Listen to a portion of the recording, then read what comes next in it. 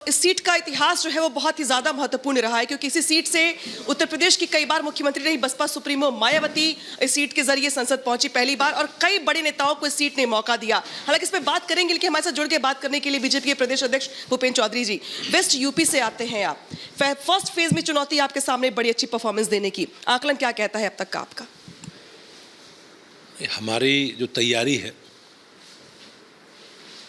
और हमारी पूरी पार्टी अपनी सरकार का 10 वर्ष का लेखा जोखा लेकर माननीय प्रधानमंत्री जी के नेतृत्व में जनता के बीच में, और हमारी सरकार ने जो काम किए हैं उन कामों के आधार पर और जिस प्रकार का विश्वास मोदी जी के प्रति लोगों का है, हमारी सरकार ने जो काम किए हैं डेवलपमेंट के, गरीब कल्याण के, उसके आधार पर मैं कहता हूं कि निश्चित रूप से भारतीय जनता पार्टी उत्तर प्रदेश की 80 की 80 सीटें जीतेगी। माननीय प्रधानमंत्री जी का जो संकल्प है अब की बार 400 पार का, उत्तर प्रदेश उसमें पूरा योगदान। 80 में 80 की बात तो आप कर रहे हैं, लेकिन अखिलेश यादव कह रहे हैं कि 400 पार करने नहीं 400 हारने जा रहे हैं। वो कह रहे हैं कि दरअसल महंगाई पर कोई बात नहीं करता, बेरोजगारी पर कोई बात नहीं करता, करप्शन पर कोई बात नहीं करता, जो बात करता है जेल चला जाता है। आपने देखा होगा अखिलेश यादव विधानसभा में भी सारी सीटें जीत रहे थे, और समाजवादी पार्टी जिस प्रकार से अंतर विरोध का शिकार है, अंतर कलह का शिकार है, कितने प्रत्याशी उन्होंने बदल दिए, सिंबल किसी को दे दिया, नामांकन किसी ने करा लिया, कई सीटें ऐसी हैं जहाँ 3-3 4-4 प्रत्याशी बदल गए। तो मैं निश्चित रूप से कह सकता हूँ ये भ्रष्टाचारी लोग हैं, और इनके समय इनके कार्यकाल में जो उत्तर प्रदेश में किस प्रकार की स्थिति थी, अराजकता, गुंडागर्दी, बेईमानी, भ्रष्टाचार, और पूरा प्रदेश दंगाइयों के हवाले था। उस पर आऊंगी, बल्कि इसके बाद दिखाता हूं कि बिजनौर सीट का क्या कहता है सियासी गुंडागर्दी। रिपोर्ट देखिए।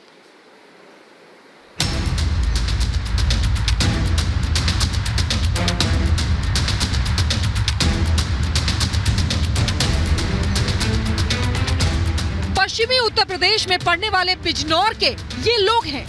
ये पवेलियन में बैठी वो जनता है जो फील्ड में मौजूद अपने खिलाड़ी से सिर्फ और सिर्फ रोचक मुकाबला और ट्रॉफी चाहती है। बिजनौर सीट की जनता के लिए ये ट्रॉफी अपने इलाके का विकास है, जो एक वक्त के बाद से जैसे थम सा गया है।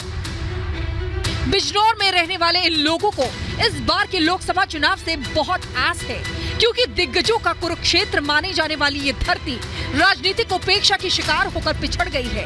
अपने अस्तित्व को बचाने के लिए इस धरती को अपने भगीरथ की तलाश है।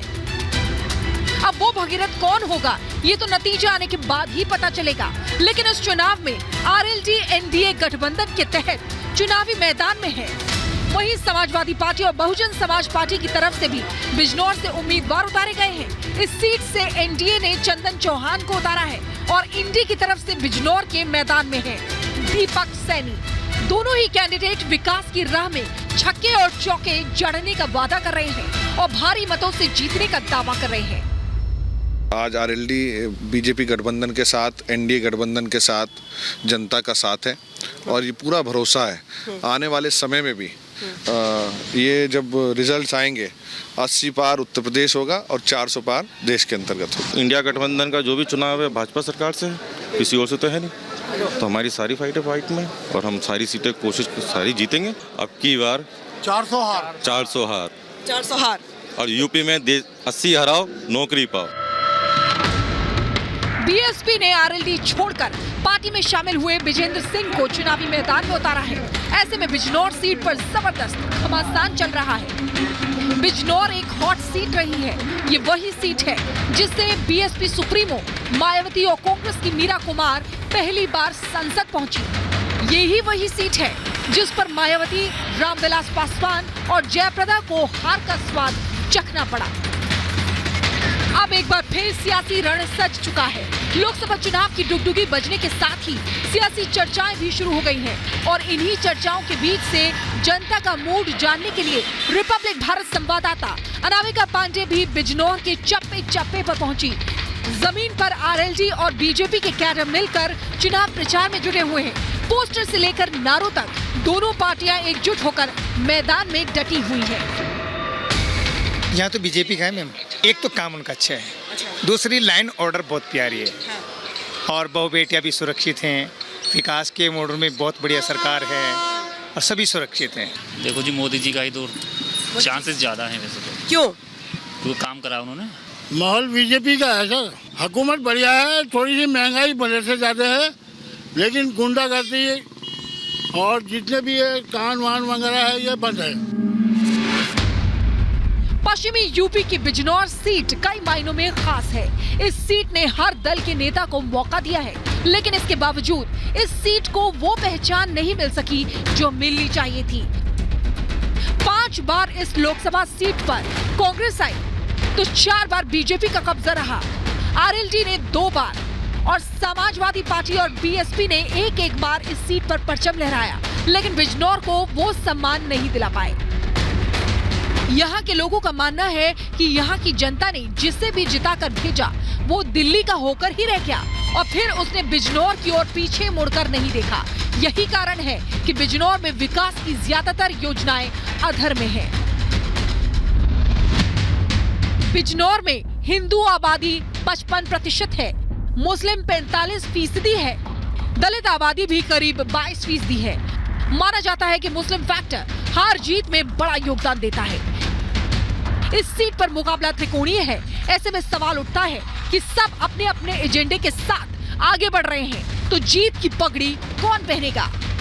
बिजनौर सीट पर हिंदू मुस्लिम के साथ साथ 1.25 लाख के आसपास जाट वोटर्स भी हैं जो निर्णायक भूमिका निभाते हैं हर चुनाव में।